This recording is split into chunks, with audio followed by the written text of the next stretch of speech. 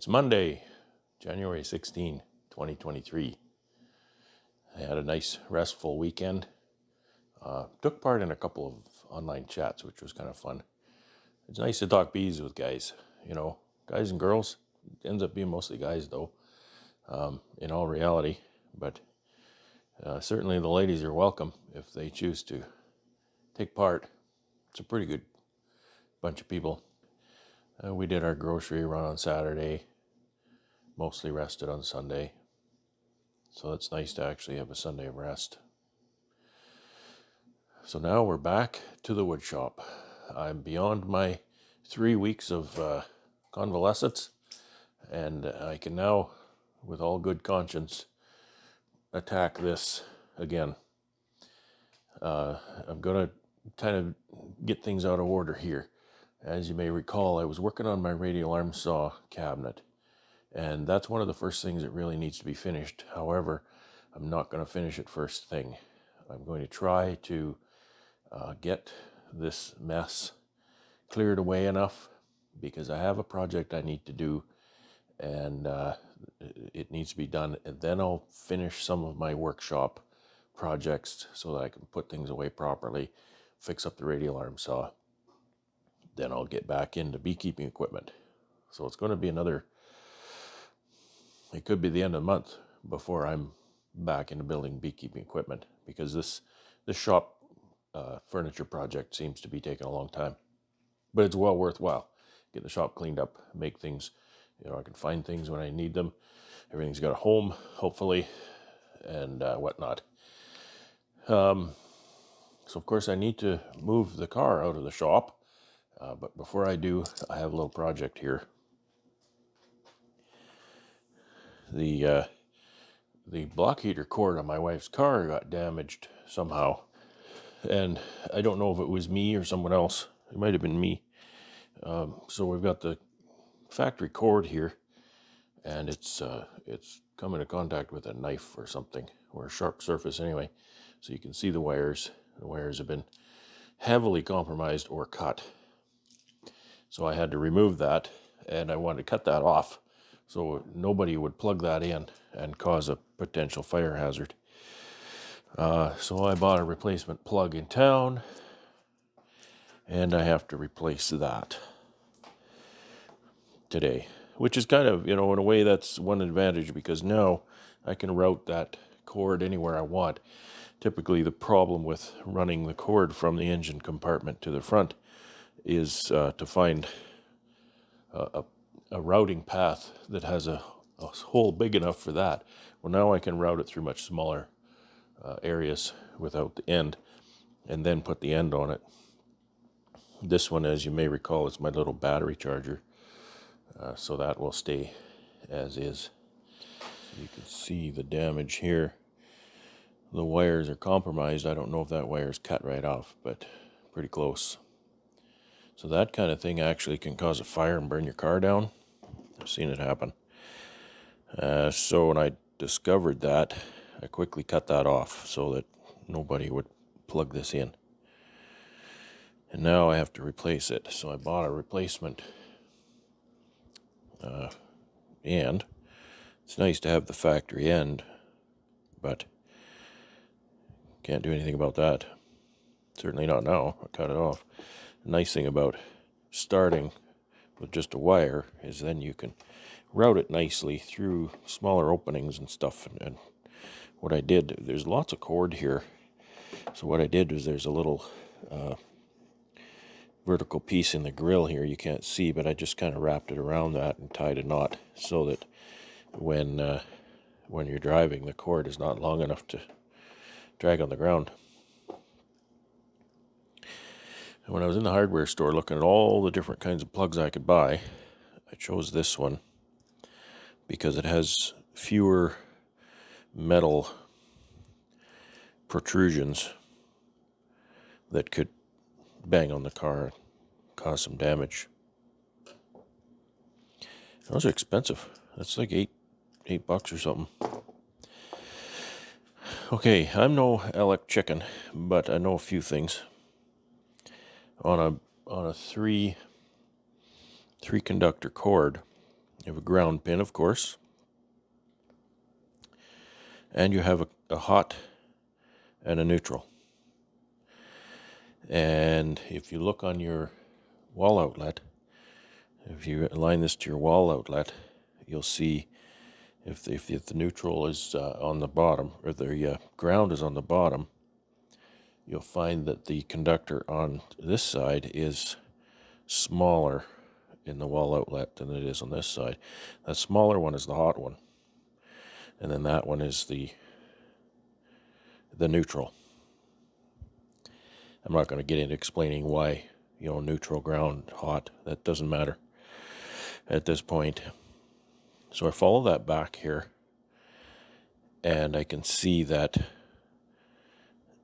on this side, so again, this is hot and this is neutral. So I can see on this side that on the neutral side, the cord is it's got a rib here. I don't know that you can see that, but there's a rib on the corner. So this conductor on this side is rounded. The conductor on this side is not. It's got a squared off corners. Okay, so that'll help me identify the neutral side on the cord that is coming out of the car. Also, you'll see the markings on the cord or on the neutral side. Okay, so that tells me that. Now when I go to my new end, when I connect this, I can tell that this is my neutral side and that's my hot side. If you get those backwards, it's not going to blow up, but it's wrong. And again, I'm no elec chicken, so I'm not going to say this is what's going to happen or that's what's going to happen. I'm going to tell you it's wrong. I'm going to tell you you'll probably get away with it, but it's wrong. Okay, so set that down. I have to open up this strain relief in the back. I don't need to take these out to just make that a little bigger, easier to work with. I'll put that on there. Okay, so now I need to separate those three conductors, bear them back a little bit, strip the insulator off. And you can use a multitude of different tools for that, except this one is not really the right tool for that. It doesn't have, it's more of a plier on the end than it is a cutter. I'll get a cutter.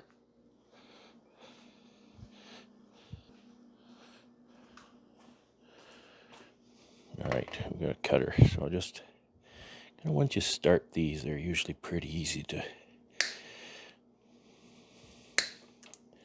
So I just clip between the conductors. The ground conductor in the center has a kind of a secondary insulation. You can see it's green. The insulation on the outsides is just the outside sheathing. So I don't want to damage that. Just get that moved back a little ways. What you don't want to end up doing is going back a long ways and having the split part stick out the back of the plug when you're done. So just strip off a bit of this.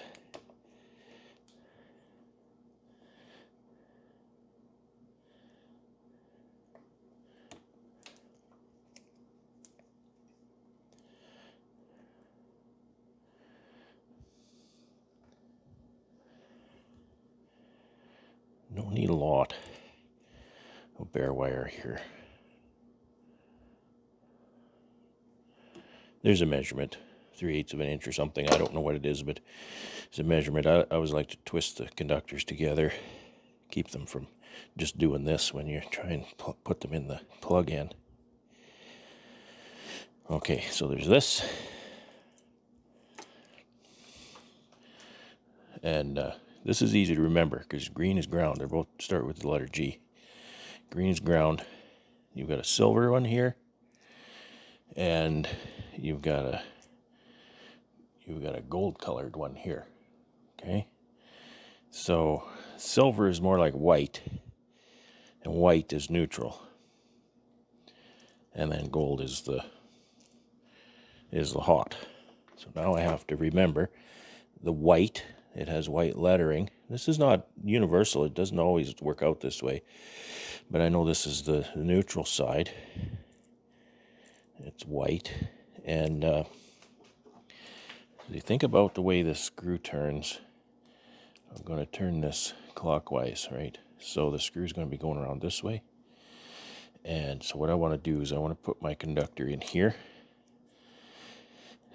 With this square thing, it doesn't matter as much or at all, but that's good practice, because then if your screw begins to act on your conductor, it'll pull it down into the terminal instead of pushing it out. Okay, so we'll put that right down in there, and I'll tighten that up. Snug, don't kill yourself, just snug. You're dealing with plastics and stuff here, so. And then we'll go the other side with the hot. Things get a little tight here. You can split it a long ways back and make it easier, but then you've got raggedy ends sticking out of your plug at the end. I know it's hard to see what I'm doing, but okay. And now we'll do the ground conductor. Sometimes the last one's a bit harder. You just get it turned around into there, down in the hole, and tighten it up.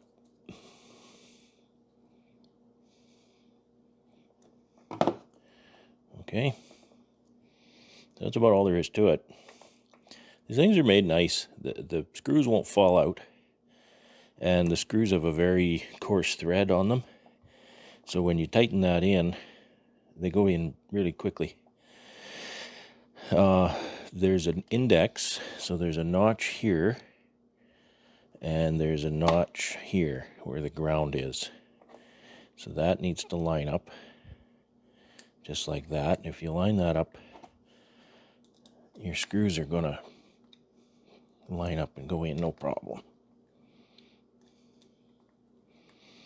Okay, so we're in, and there's only one thing left to do, is the strain relief. You don't want to be, if something pulls on that cord, and you know very well that it'll, you'll pull on that cord end at some point. You need to tighten that strain relief so you're pulling on the cord and not on the terminals. If you pull those terminals free, you could have some internal arcing in the plug end, have a bit of a fire show, and at worst cause a fire. Okay, so that's nice and secure in there. If I pull on that, it's pulling on the cord and not the terminals inside. And that's it. That's replacing the block heater cord. And that's going to just kind of dangle. Usually I do something else, but in this car it's just going to dangle for now.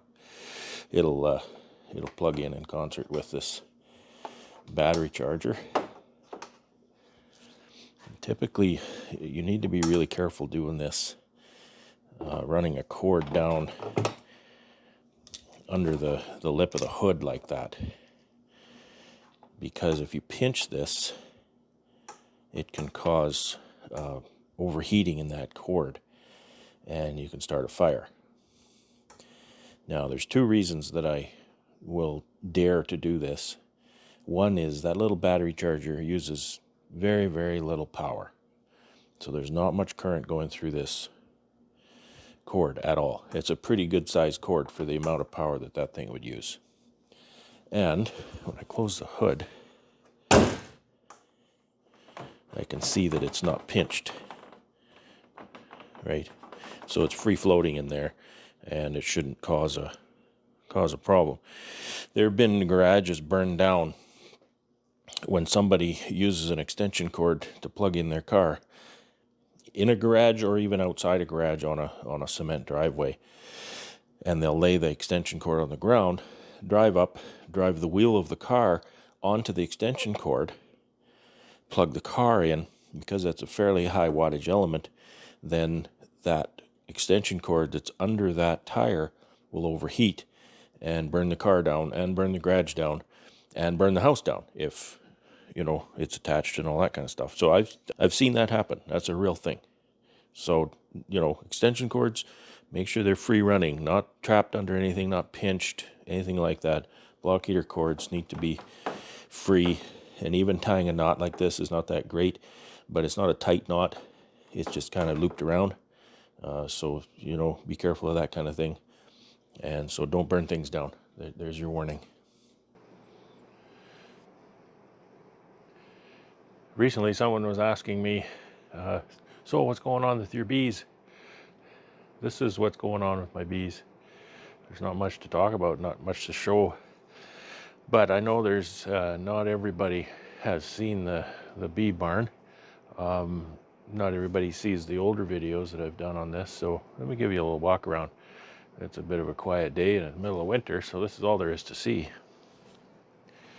So here are the highlights. I'll start over here with what I call the HVAC. I've got a little headlamp here that I can turn on with red lights. The camera doesn't show how red it is in here. It's compensating. But what I have here, this one I have to cover up because it doesn't time out and shut off. It's got a little flap to cover it up. This is a controller. Get close enough you can see it. So that says 5C. Okay. Now, I would expect the heater to be on at 5C. This is a 4-stage controller. The first stage warms the building. It controls the heater. The second stage controls the second speed on my 4-speed fan.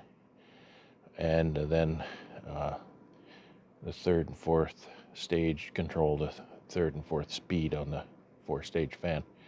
So it just ramps up. If the temperature continues to rise in the building, then it ramps up pretty fast to ventilate and thereby cool. We're ventilating so that we can cool the building. Now it's only running, I think, about -3 outside, so it should be venting. I said maybe the heater should be on. No, it should be venting actually at 5C. So I'm going to check that out. I'm going to see. Maybe I've got it set wrong. That's happened before. And for a fan, you can't see it. I've got it in this box here. There's just a 4-speed squirrel cage furnace fan in here, and it really moves a lot of air. So that's what I use. I put filters on it, not because I need to filter the air, but that blocks the light, so the bees don't see the daylight and want to, because they'll fly out and the fan sucks them out and blows them out in the yard. This one does time out, and it's a CO2 stat. Okay, so you can see the reading is 875, and the threshold, I think the threshold is 2,000 parts per million.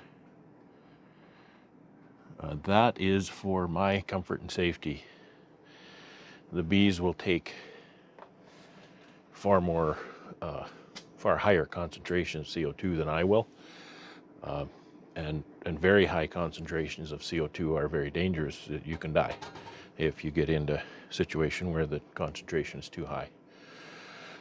So really that's there for my comfort, and even at that level, I can tell my breathing is labored. I was doing a little bit of work in here, so, you know, a little bit worked up.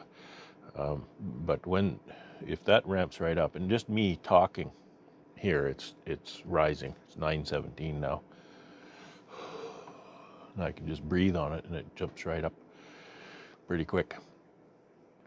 So when this reaches threshold, which again I believe I have it set at 2,000 ppm, The max setting on this is 5,000. It won't go very high because higher concentrations again are dangerous, so it maxes out at 5,000. So when that threshold is reached, see, I've got it to 1249 now, breathing on it, then that will start the low speed fan on the fan. So where that comes into play, I'll give you a scenario. When it's very cold outside, and I'm talking very cold, below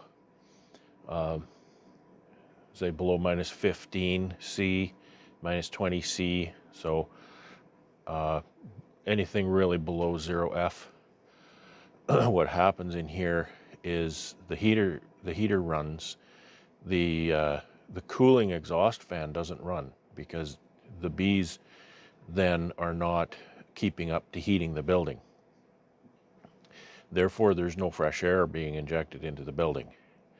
And so the heater is running to keep the temperature up to 4 degrees. I think it actually heats to 3.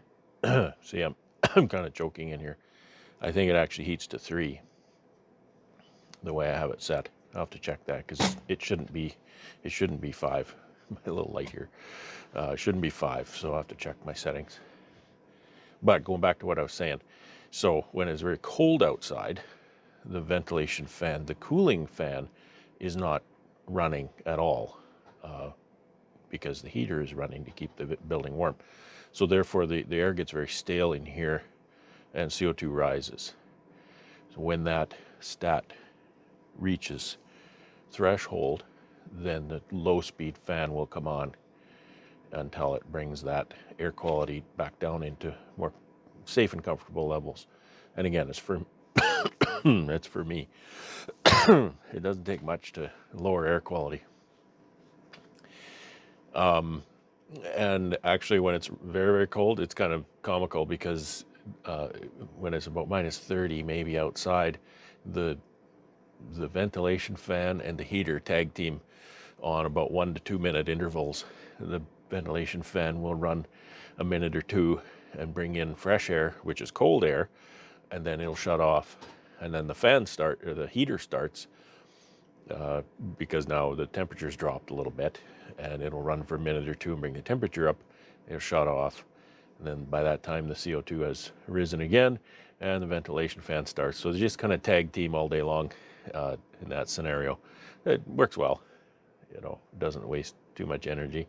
The fan definitely uses, I should say, the heater uses a lot more power than the exhaust fan, of course. Exhaust fan doesn't have a heating element. So that's the HVAC that I've set up for my bee barn, and I'm kind of proud of it. I've actually designed it from the ground up myself, sourced all the components and designed all of the schematic wiring system for it. But anyway, let's show you around some more. Okay, now that my face is not in the shot, the camera is not correcting the color, so you can see how very red it is. I have a number of red lights from the ceiling here. First come in the door, I've got a stack of nukes here, well, a stack of nukes and hives, and these are entrances at the bottom, but for the top couple I've covered that with cardboard. It's not blocking the entrance, but it's just blocking the light. So when I open that door, those bees don't fly out, see the light and come flying out. So what do we got here? This is a nice strong 6-frame nuke I have here. Let's see, get the light just right on that. It's always nice to come and see the girls, see some movement, see some life. It's nice when they're up high here. I don't have to get on my knees. Other than these, everything else I have, and I've jammed them right together. I'll tell you about that in a minute. I've jammed them close together. That's 6 inches or so. The entrances, I've faced the entrances to the back of the building, so then they don't see that light when I open the doors. There's enough light. If I do open a door, they start flying out pretty fast. So here's one back here that's got some activity. I'll see. I can't quite see that. I don't know if you can make it out or not. So I've got them stacked right up here in the back. These are all nukes. These are my nukes, and these are hives from another beekeeper who's been wintering here the last number of years. So everything is just stacked in a pile, literally.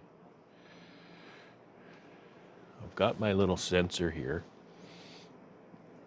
It's upside down and you can't see the display, but this little sensor integrates to my weather station in the house, and it connects to the cloud, so I have access to the temperature in this building, and I have alerts if the temperature goes too low or too high. I'll get a text message and an email about that. So you can see that they are indeed just kind of crammed in here. These are my 6-frame nukes up here. You know, not much to see. I've actually got that entrance facing this way. But there's not much else to see. Previous years, I've used up not even half of this building. This building is 26 by 30. And in previous years, I've stretched them out and used up almost all of the space in this building, because I've had to access the hives in the middle of the winter season, because I had an insurance policy that would help cover some winter loss if my winter loss was extraordinary. I mean, it's some coverage and it helps, but it wasn't that lucrative.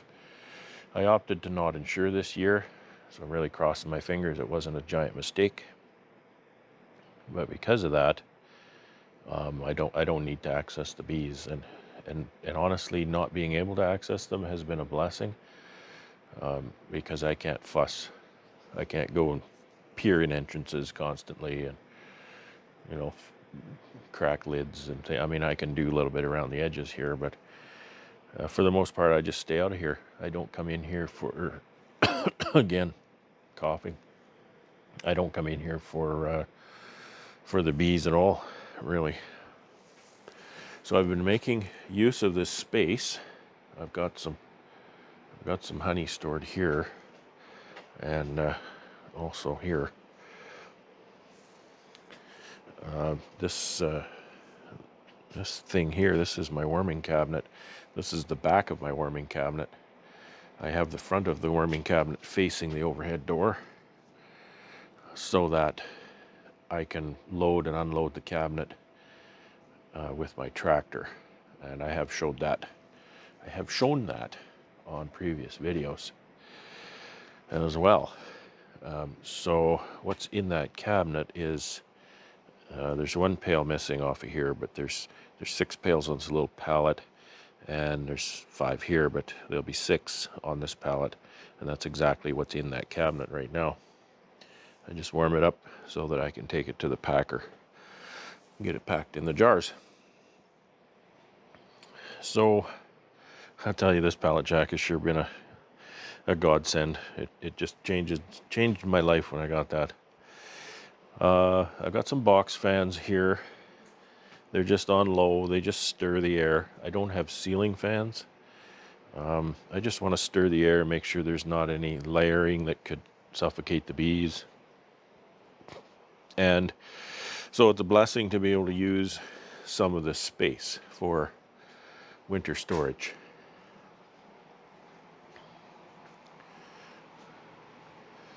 So I'm going to have a mess to clean up, because the downside about pushing them together is I can't clean up the dead bees. So there's going to be a lot of dead bees in here come spring.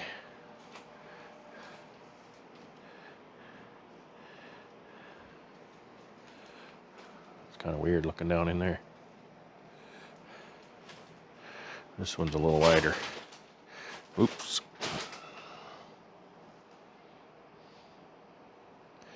Camera's having a tough time focusing. So there's entrances here. Let's see. I don't see anybody there.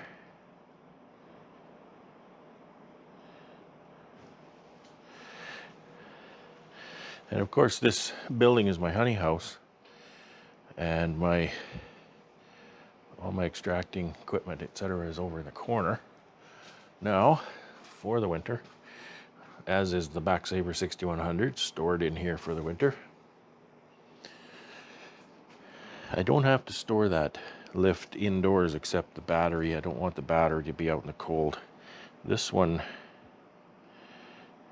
has some activity. There's a little bit of poop here, which it's a bit early for that. A little bit concerning. It's normal, but it's like I say, it's a bit early. See much poop. I don't see anybody in that one. But you see, I think they're okay because there's not a lot of mortality on the doorstep here, right? You can actually probably see better without the light. If there was a lot of mortality on the doorstep, that means the colony can't clean them out. There's a bit of mortality in here, though. It has a tough time focusing.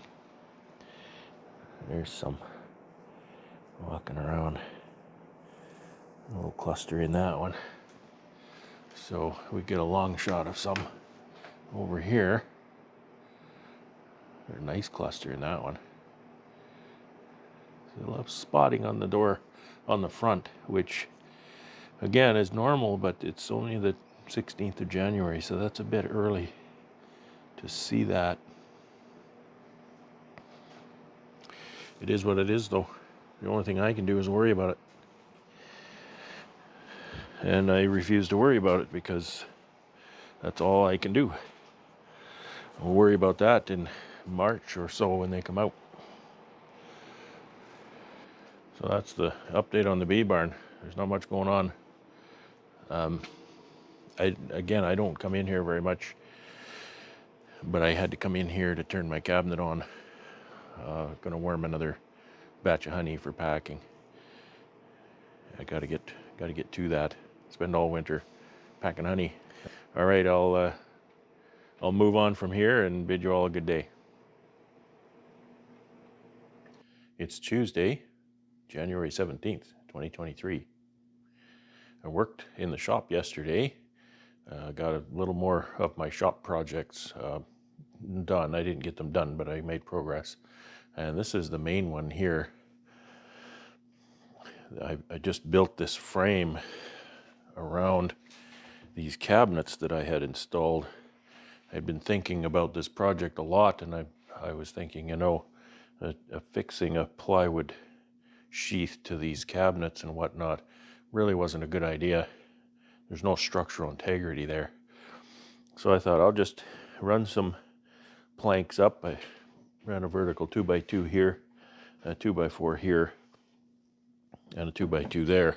And that'll give me plenty of material to attach my plywood to.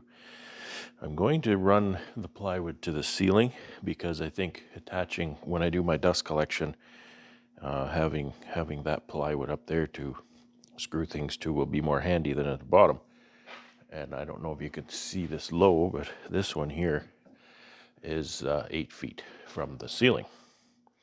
This building has nominal 10-foot walls, and they end up being 10'4" when you measure them out, just because of the way the 2x6s are cut to length, and then there's 3 inches between the top and bottom plate. Actually, it's 4.5 inches between the top and bottom plate, and the ceiling sheathing is about 1/2 inch, so you end up with that 4 inches.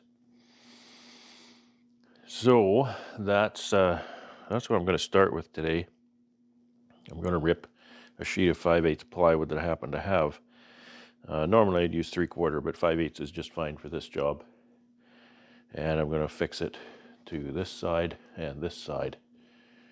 So this side here, it's a little bit of a cove. That's about 9 to 10 inches. And I think I'll just, once I have a nice flat open plywood face here, I can use that for hanging, you know, shovels and axes and things like that. That's easily accessible to the outside. And anything else, you know, there's lots of space there.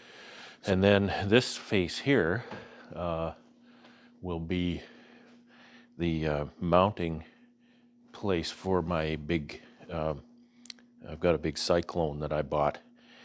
So this whole dust collection will get reworked a little bit, and I'll have cyclone and then the dust collector to hopefully get some better separation going on. And I thought, you know, this is a dead space in here, and I may never see this space again in my life. So I thought I'm going to write the date on there so that whoever buys this place from my estate, if they ever change that, they can see when I built that. just something fun. It doesn't really mean anything. So that's what I'm going to start with today. And one of the reasons that I want to start with that is I want to get that plywood cut up. It's kind of a pain to store in you know, large sheets, and if I you know, don't store it securely, it's kind of worth the, you know, its weight in gold today. So you never know, it could walk away. So I'm going to cut up at least one sheet for that. I can do that, I believe, with one sheet. So that's one of the 2 sheets of 5/8 I have. And the other reason I want to do it now is the table saw is fairly clean right now, so I can rip some plywood across there. The other thing I accomplished yesterday, this was a lot of crawling around on the floor, is I installed a pipe for my dust collector coming out of the table saw, a rigid pipe here that goes all the way up to this area, and then the flex hose that goes from that pipe to the separator is very short. It's only 18 inches or something, maybe 24 inches. And a couple of reasons for that. You want to minimize flex hose. Flex hose is very, cause a lot of turbulence in the air in that dust collector hose, and so it cuts down your overall airflow. And also you can see that big hose curled up in the bottom there. That was what I was using. So again, it's all flex hose, and also it just kind of would come out here and kick around and be in the way. So now I don't have that to contend with, and my table saw dust collection should be set up for now. Now the only trouble is I need to access this. I'm gonna point here. I need to access this because there are occasions when either table saw will get plugged, because there's again a piece of flex hose from here that goes inside the table saw up to there. So it's maybe another 12-15 inches. Sometimes I'll plug that. Usually I plug it because I forgot to turn the dust collector on. But also sometimes I'll drop my arbor nut or stiffener down the hole. And the only way to get that then is to come over here, take this hose off. Fortunately, that's big enough I can stick my arm in there and retrieve whatever I dropped. So I've got just one screw holding that on there right now. It's not especially tight, so there is going to be air leakage there, but it does work well as is, and so we'll just leave it at that for now. That's the plan, and that's really all that's on the docket today. Pretty quiet, but at least I'm going to get some work done in the shop. On a personal note, I am struggling with this. I guess I should have done more during the 3 weeks I was convalescing to, you know, maybe stay a little more active. Gained quite a bit of weight. It's over Christmas, right? So that didn't help. And just not very mobile. So I need to get back in the swing of things. working here in the shop yesterday, down the floor, up on the ladder, reaching, bending, stooping, all that kind of, good stuff. I just about couldn't get out of bed this morning. I was so sore. I'm pretty sore, but I'm a little more limber now than I was. So anyway, those are my struggles. Self-inflicted, really. Everybody knows that. I don't think I have any, major health problems like major arthritis or anything like that. A lot of weight over my hips, so my hips and knees take a big beating that way. I want to show you this. I'm kind of excited about this. This is a high lift. People call it a farm jack, utility jack. But you may remember me fighting with my farm jack last fall, taking the ballast box off of my tractor. And I got really tired of that. So I looked up the gold standard for farm jacks, and that turns out to be a high lift. Now, I thought that the brand name for this style of jack was Jackall. Maybe it was at one point, I don't know. But I didn't find any reference to a Jackall brand jack in the world. But high lift was the one that's been made since, they've been making this 100 years, I think. And I believe it's made in USA. It's a Bloomfield, Indiana product. And here's the specs on it. So it actually meets ANSI code for testing. And this is model HL485, maximum rated load 4,660 pounds at 48 inches high. And this is a 48-inch jack, so it maxes out 48 inches high. You can actually use it as a clamp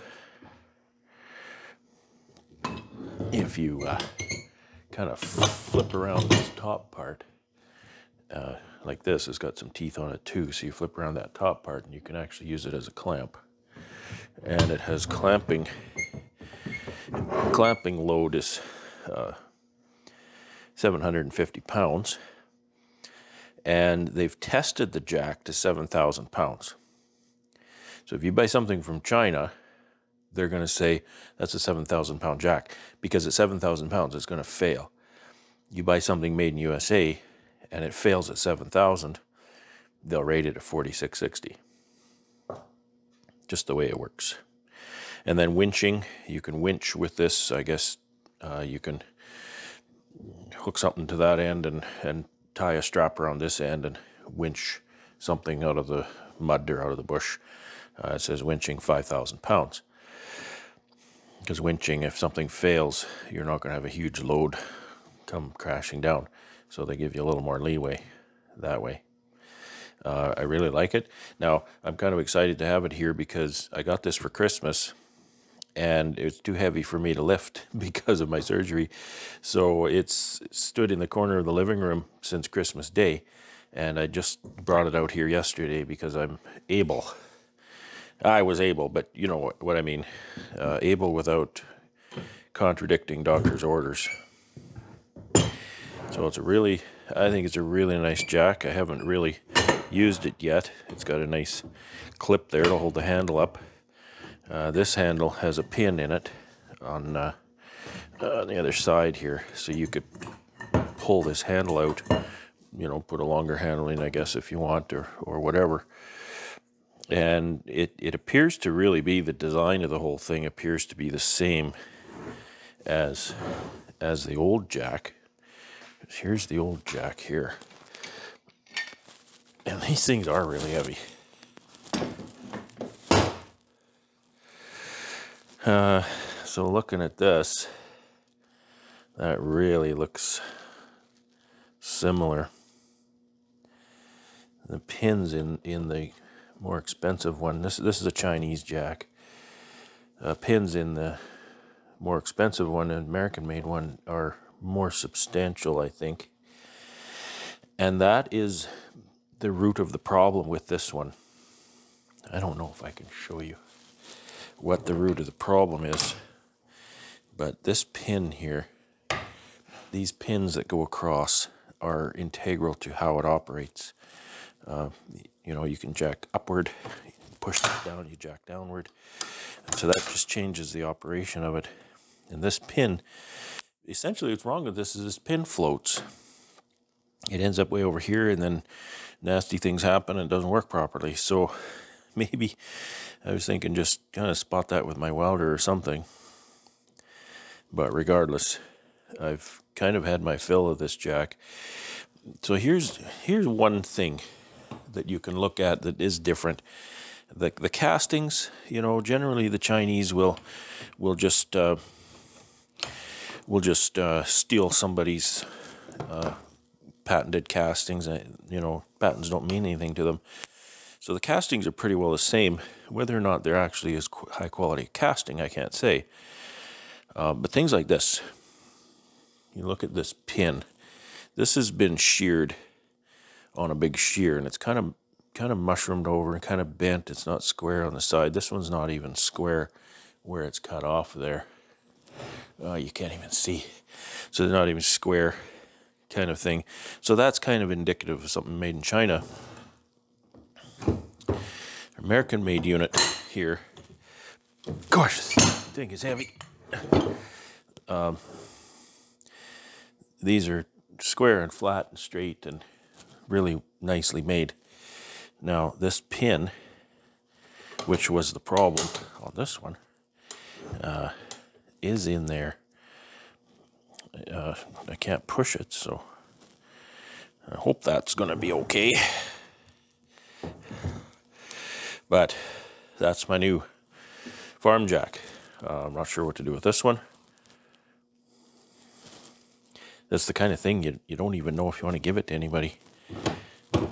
They could hurt themselves with it. This kind of goes along with what I was talking about in my recent video about safety. If you've not used one of these jacks, if you're not familiar with them and you don't have experience with them, I would tell you don't go and buy one. These things can be very dangerous, and I'm not one to tell you how to operate it safely. That's up to you, and you know, I would not want you to use this if you didn't have prior experience. So here's another difference. This is a cast foot on the American-made one, and that's just a folded pressed steel foot on the Chinese one. I haven't bent it or anything, but this one has a clip here to hold the handle up, but you know, maybe I can squeeze it closed a bit, but it doesn't grip the mast at all. This one definitely does. Holds that handle right up nice and tight.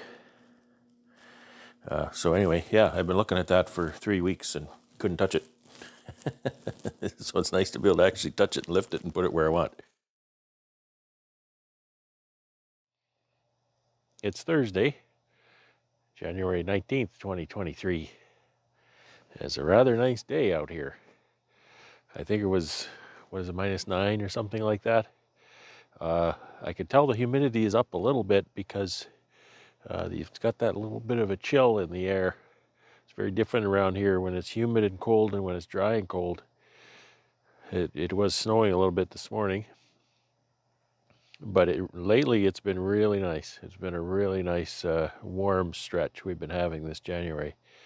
Sure a change from last year.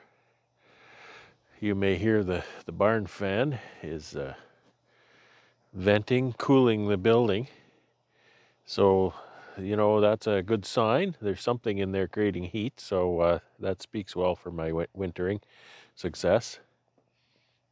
And today, had a trip to Winnipeg. Deliveries, as usual, store visits, and took Honey to the packer for the first time in quite some time. And so that was really nice. But because I hadn't taken Honey there recently, I didn't have any to pick up. So I found myself in Winnipeg with a mostly empty truck. And so I decided to do a little errand that is going to need to be done pretty quick anyway. And I went and picked up some stuff. I'll show you here what I got. I buy my glass jars for my honey by the skid.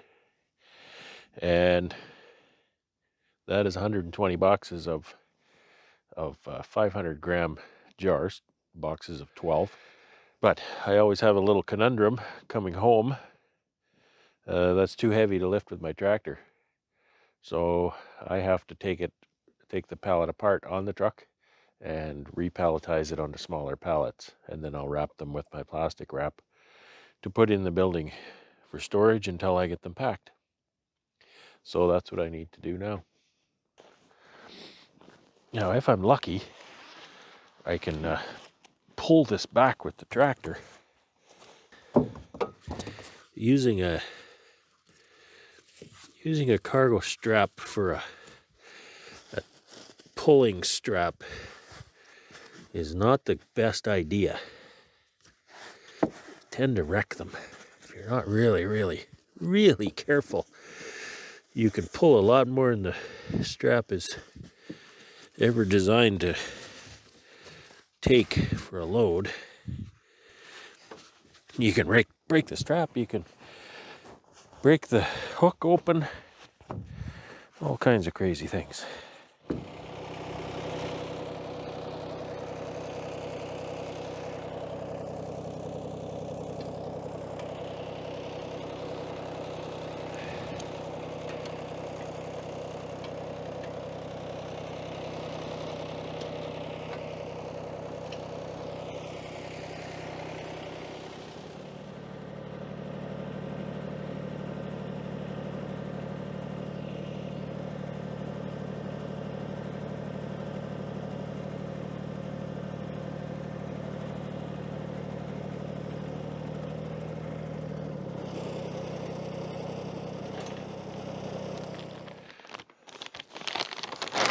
Nice to preserve a nice plastic bag if you can, but I don't know how I can get that off without cutting it off.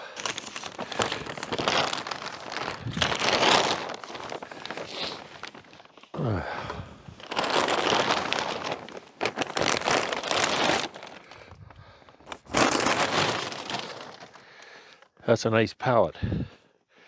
This is a different manufacturer than I usually get. And it's nice, it's got a little wooden, oh, the straps are not attached. There was nothing holding that to the pallet but the straps on the truck. Oh goodness. Okay, that's kind of deceptive. You see those straps and you think, well, it's all strapped down in one piece. But it's not. It has a nice wooden rim around the top, so you can pull down on that strap a bit. Often there's nothing and you're strapping on one box and quite likely one jar.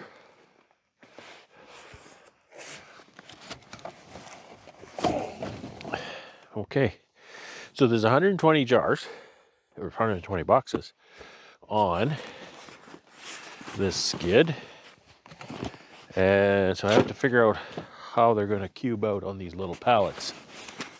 They're all upside down too. I think I'll put them upside down, but I'll put the first row.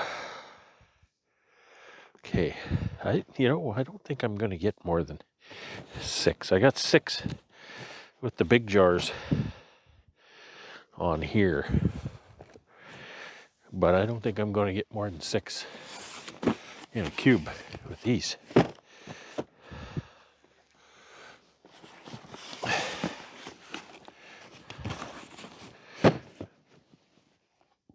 Can't quite.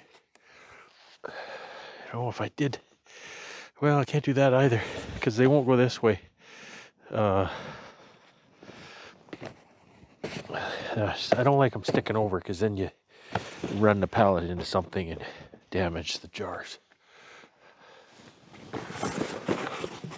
It doesn't matter. I can only lift so much weight, And instead of going more in a cube, I can just go higher until I can lift that much weight. So, and I can tell at a glance that these are small jars just by the way the cube looks. So I'll put the second and subsequent courses upside down, keep the jars clean. It's kind of nice.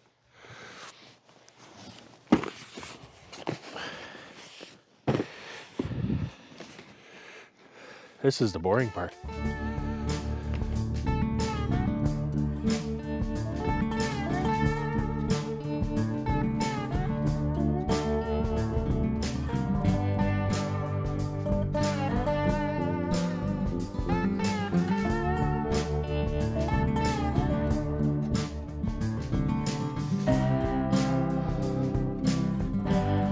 Use this stretch wrap since these pallets are going to be in this configuration for a little while.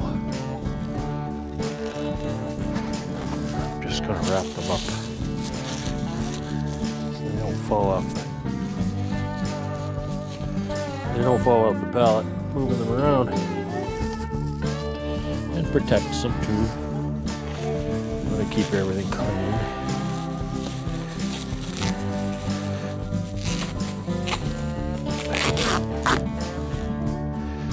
Really care for this wrapping job, but I like having things wrapped, so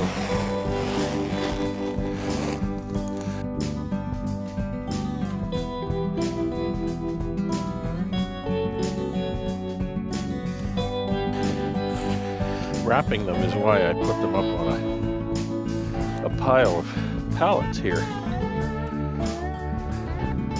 I don't like wrapping if I'm stooping right down to the ground.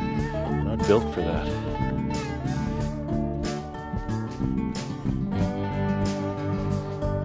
Just a 375 milliliter standard cylinder jar. So 375 milliliters of honey is 500 grams. I don't imagine it's exactly that, but 500 grams of honey fits nicely in a 375 milligram or milliliter jar. So you're wondering how much is 300 or how much is 500 grams of honey? There are 454 grams in a pound. So that would be similar to a pound of honey.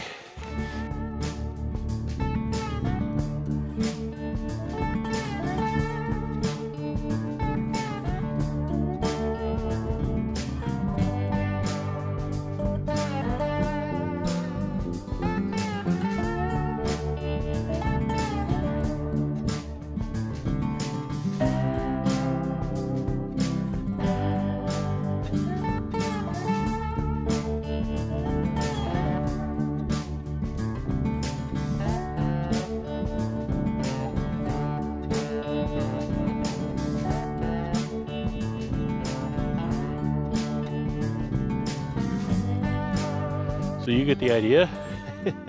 2 more to do, then this little job is done. And I can go back inside where it's warm. And I'm not complaining, it's not really very cold, but it is kind of cool. So anyway, thanks for watching. Take care, have a great day, and have fun. It's Friday, January 20th, 2023. Look who's back. I didn't really tell you a story on this, but long and short of it is the fuel pump in the tank began to fail on my truck. I think it was partly the pump began to fail, and there just got to be a bunch of crap in there and was hard on the pump, and it started to make it fail. So I actually had my mechanic fix that, and I just went to town today, did a bunch of errands, and used up my day. So that's all I'm getting done today, I think, and got the big guy back. So I'm really happy to have the big diesel back. It sure runs nice now. It ran pretty good before, but it would kind of power out as it ran out of fuel supply.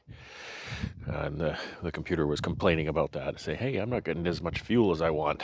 And so now it is. And it runs great. Hey, if you've never seen anything like this, this is the time. So this pump assembly sits in the fuel tank like this. It's kind of spring-loaded. You can see I can push that down. So it pushes down against the bottom of the tank, and then there's a big collar that locks it on up here. So you have your electrical connector, and you have your fuel. This probably fuel delivery and fuel return, which there's little arrows here, so I guess that's exactly what that is. And you can see the fuel return here just dumps fuel back in here. I don't know if fuel injected gasoline engines, hey Dusty, work this way, but on diesel engines, they send back most of the fuel that goes to the engine. And, I'm not going to get into that whole thing, but that's what happens. And this is actually the pump here. So you can see down in here, there's a bunch of gunk in there. So that sits down in there, and the fuel has to go under it and gets picked up on the screen here. You can see the gunk on there. So that's kind of what happened there. And as an aside, this float is the fuel level meter that you'll see on the dash that sends the fuel level signal to there. So this mostly plastic device is what $500 and some will buy you. Then you have to pay your mechanic to put it in. I didn't have to, but I didn't have an indoor space to do this, and you have to drop the tank out of the truck to you can either take the bed off or drop the tank out of the truck. Either way, you have to have a lot of space for that, and I just didn't have indoor space for that. So I took it to my friendly mechanic, and he fixed it up for me. And long story short, I got my truck back. That's my happy story for the day. Got the big diesel home, and yeah, so gonna spend Friday evening with my wife. We always have a little date night time together here at home. Friday night, end of the week, we get to stay up late and watch a movie if we want. And so that's about it. I'll stop boring you with this, put it together, and hope you enjoy it tomorrow morning, and have a great weekend. Stay safe, take care, and have fun.